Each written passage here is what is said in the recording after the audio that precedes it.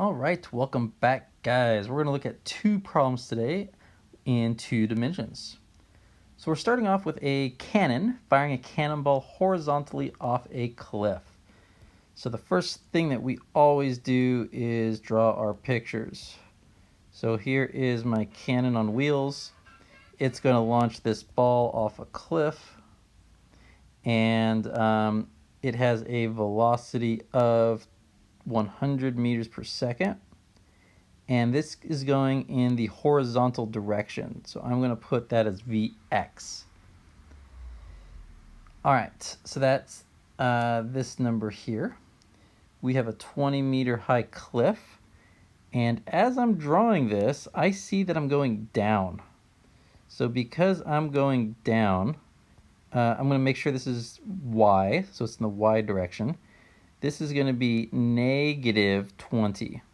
Got to make sure it's negative because I'm going down.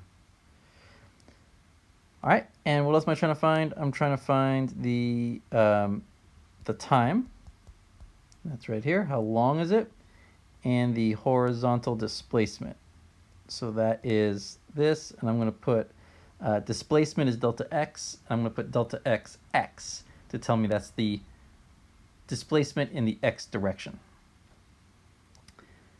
Okay, so I am going to first look at the y direction. And this is going to give me my time. So we said that if we drop this ball straight down, it would be the same as if we arched it. They would hit the ground at the same time. The time is equal for both of those. So instead of doing the more complicated arched version, I'm going to go straight down. So I'm going to kind of just draw my picture straight down here. And I'm going to start labeling things. I know A going down is negative 10. I know my distance down is negative 20. And I have a V in the down direction too. This is going to be 0. And you might be saying, well, wait, Freitas, isn't the velocity 100? And the answer is yes, it is 100. It's 100 in the x direction. But I'm looking at the y direction. So because of that, in the y direction, it's not moving in the y direction. Right at the beginning, it's only moving in the x direction. So I can put v I equals 0 in the y direction.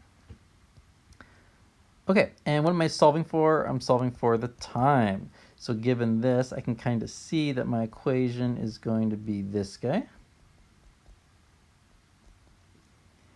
And I get negative 20 is 0. Sorry, negative 20 equals 0t plus 1/2 negative 10t squared. The 0 times t cancels. And so I get negative 20 equals negative 5t squared. And I'm going to divide both sides by negative 5. And I get 4 equals t squared. And now I can take the square root of both sides. And I get t equals 2 seconds. That's fabulous. It takes 2 seconds to fall, either straight down or in the arc, because like I said, they hit the ground at the same time either way. We know the time is 2. So now we're going to look at the x direction. And the x direction is going to give us the horizontal displacement. So I know the time that it's traveling. I just found that. That's my 2 seconds. And I know the velocity in the x direction is 100. I can see that in my picture right here. V of x is 100. And I'm trying to find the horizontal distance. So the horizontal distance is my question mark. So I can use V equals delta x over t, which is 100 equals delta x over 2. I am going to cross multiply, and so I get, well, let me write it out. I was going to skip a step. Delta x is 100 times 2, which is 200 meters. Okay, that's one down. Let's do one more. So for this one, a cannon fires a cannonball at a 30-degree angle. So I have an angle of 30 degrees at a velocity of 80 meters per second. And I want to know how long will it be in the air. So I want to know t equals question mark. And I want to know the horizontal displacement again. So I want to know this distance. Okay.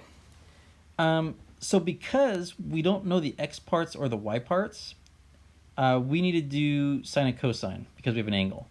So for this one, everything was already in x directions and y direction. Our cannon was firing only in the x direction. The cliff was only in the y direction. Gravity was only in the y direction. So everything was already broken up into x's and y's, and so I didn't have to do sine and cosine or anything like that. But because this is in, it's kind of a mix, and it's in both x and y, I need to break it up. So we're going to do that first. So we're going to do, and let's use a different color. Well, that's fine. Sine of the angle is equal to the opposite over the hypotenuse. That's our SO of SOHCAHTOA. So our angle is 30 degrees. The opposite is this side, which is our velocity in the y direction, and our hypotenuse is right here. So I can put this over 1 and cross multiply, and I would get v of y equals 80 times sine of 30. Okay, let's do the same thing with cosine. So this is our cosine is equal to adjacent over hypotenuse. So we have SO CAH. This is the CAH, C-A-H. So we have cosine of 30. Cosine is the adjacent. So the adjacent side is this side right here. It's the one next to. This is our Vx. And then our hypotenuse is still 80.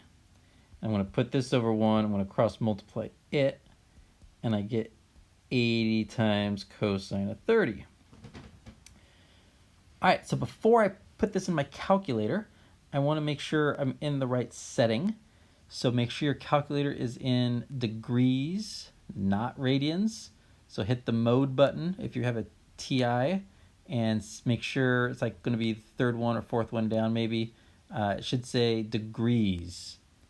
If you're using Desmos, make sure you click on the little wrench. The wrench is going to be kind of in the top right, and that will give you the option to change it from radians to degrees, and you'll have to do that for every time you use Desmos, because Desmos is always in radians and we are using degrees.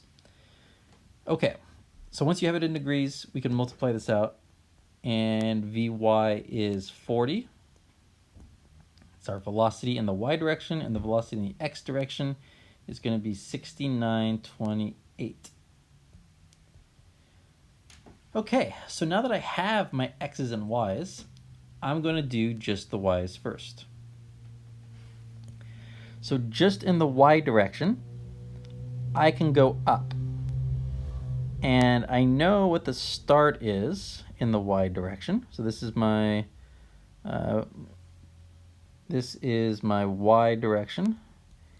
And I'm using it again to find the time, just like I did for the cliff problem up above, the first one we did. Okay, I know VF is 0, And I know VI. This is the start, and it's starting at 80 at the angle, but I'm only looking at the Y. So the Y of that 80 is what I just found here. It's 40. So that's going to be 40 meters per second. And I'm trying to find the time, and I know A is -10. So I can use this guy. So I get 0 equals 40 minus 10t.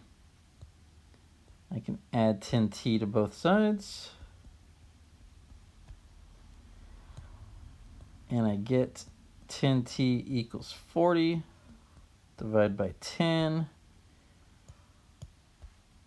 And I get t equals 4 seconds. So before I put a box around it, what time did I find? I have my picture. I found this time, the time going up.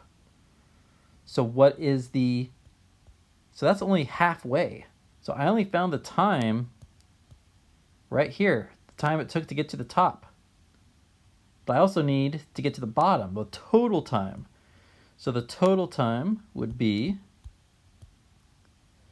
I'll put t tot for total, would be 4 plus 4, which is 8 seconds. That is my total time. That's the time I want to use for the whole thing.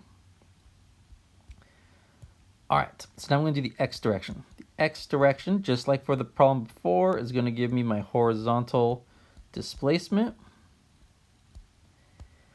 And so for that, I know the time. It's going to be 8 seconds. And I'm trying to find the horizontal displacement. And I also have the velocity in the x direction. I used my SOHCAHTOA, and I found it right here, 69.28.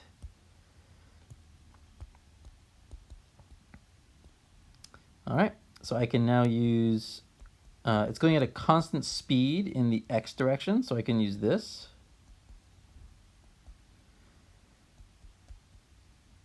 Okay, cross multiply.